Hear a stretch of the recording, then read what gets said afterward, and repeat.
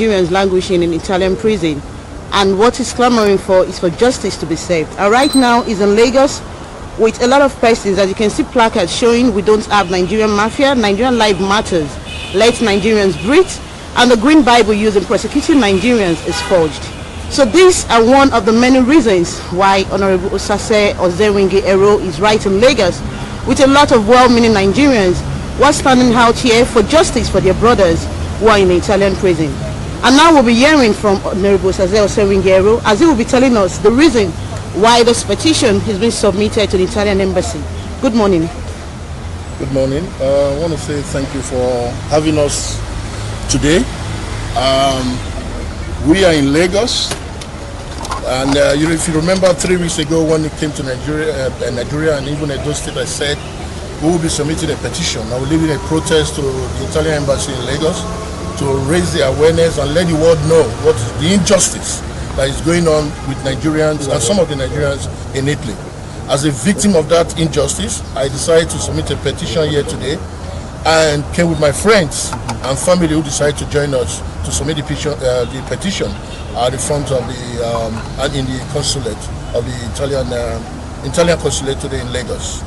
Yes, I was surprised that because of the publicity that this has created on channels, my visitation to Honorable Abike Dabiri, the Arise TV and all that social media is gone viral, and the families of these over 300 Nigerians are aware, and they were all gathered here in Lagos before we even got to the embassy.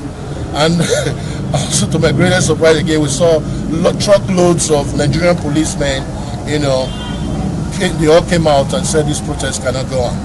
I said, well, I just came to submit my petition. The families that are affected in Italy, they are here in Nigeria, they all turned up here today. And we still went to submit the petition at the consulate, but they said it should be directed to Abuja. That is where the ambassador resides. When we do that, we submit the petition to Abuja, but it's just to let the world know, because I'm more concerned about the over 300 Nigerians that we have in prison. I'll be consistent about this. 70 Nigerians were arrested on the 28th of October 2020.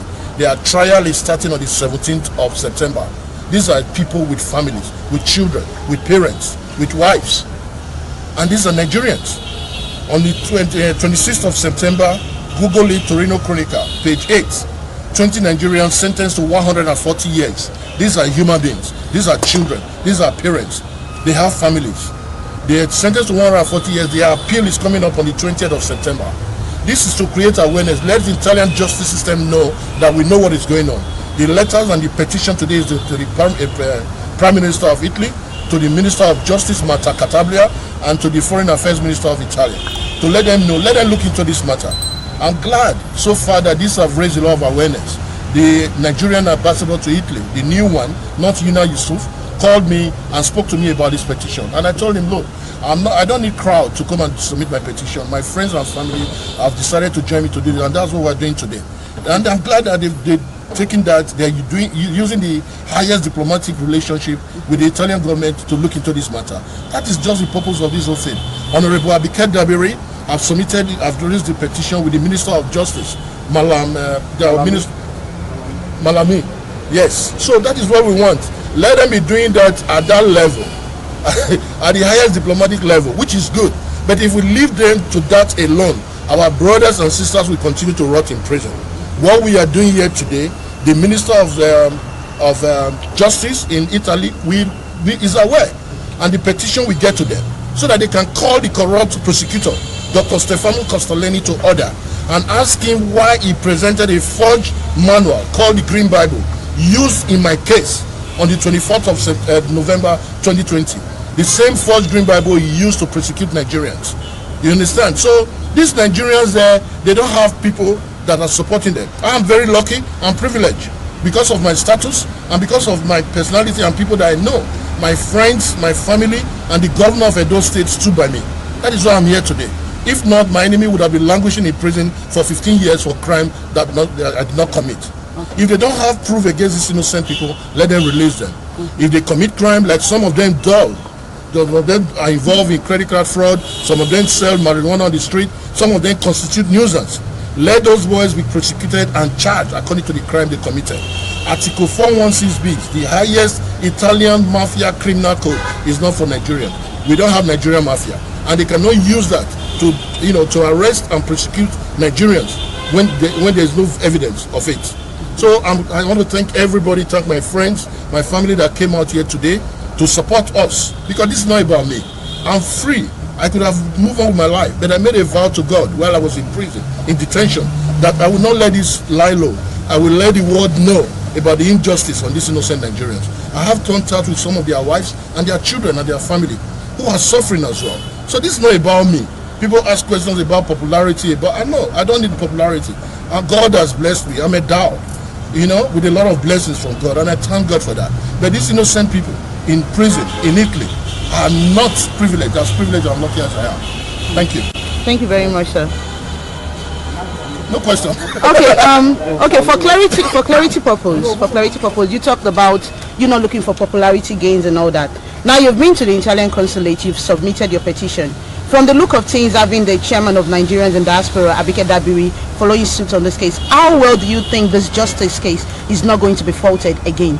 Well, the basic thing is that the most important thing about this case, about my coming out today, raising awareness, going public, talking to channels, Arise TV, social media, has been achieved as far as I'm concerned. Because we want to raise awareness. The consulate was shut down today. You saw the number of policemen that came out. I was surprised. I went to the Commissioner of Police yesterday to seek permission for this protest. I went to Abuja to meet the Inspector General of Police to tell him that this is what we want to do. We are not hiding anything, and that's what a civilized human being should do. So I'm surprised that the battalion of policemen that came out today, just to try to prevent this protest. But the message has been sent. They are aware of my petition being submitted today, and that is why they shut down the consulate. That's why the embassy was shut down. So I'm happy. The message has been sent. My petition will be sent to the ambassador in Germany. In Abuja, and in 4 weeks' time, I say things and I do it. In 4 weeks' time, there's going to be a protest in London, in front of the Italian embassy in London, and the whole world will see it. I will be there by the grace of God with my friends and my brothers. I don't think the Nigerian police can come and stop us there. Thank you. Sir, please, how did you feel while in incarceration for 18 months? How did you feel, sir? Prison or detention is difficult for human beings when you commit a crime. So talk less of when you did not even do anything. And in the first 6-7 months, I was confused because I didn't know what was going on. After all the successful event that we did in Edo State, where we did the National Festival for Arts and Culture, the first time Edo State is hosted our culture, and the best ever in Nigeria. Where we have dignitaries, the vice president, everybody were there. So, and all of a sudden, I'm arrested for a crime I did not commit. I don't even know what happened. So the first 6 months was very difficult for myself, my friends, and my family, because we were all confused. But it came after 8 months when I got to Torino prison, and I met Nigerians that have been there for over 4 years and 5 years for this same Nigerian mafia. So it became very clear to me that this was manipulation of Italian justice system by a very corrupt prosecutor, Dr. Stefano Castellani and others. So they now came out, and when the judge asked him, where is the evidence on the 24th of November 2020? Where is the evidence that you have against Mr. Semigi that you are calling a mafia kingpin? Only for him to submit a manual, a forged manual that he called the Green Bible, and he said this is the operational manual of the association that I was arrested for. That is painful. That is pathetic. So I feel very hurt. It's the grace of God that I still have my senses intact, because it was very difficult, and you could lose it. Like we have Nigerians, running mad in Italy, in the prison. 2 boys, they already lost it. One died in 2018. There was one that had issue with the Italian people that were in prison. They poured hot oil on him. One Efosa. Those are human beings. So these things is to raise awareness. We don't have Nigerian mafia. Like I said, those 300 Nigerians, I'm not saying they are innocent of crime. This is very important. Let them be prosecuted for the crimes they committed. And if anybody does credit card fraud, if anybody does courtism in Europe, let them be prosecuted. Human trafficking, prostitution, whatever crime they committed with evidence, let them be prosecuted and put in prison. Sir, how are you managing how are you coping with the pressure from... Thank you for watching. Please remember to subscribe, share, like, turn on your notification bell. Thank you very much. Until I see you again. Bye.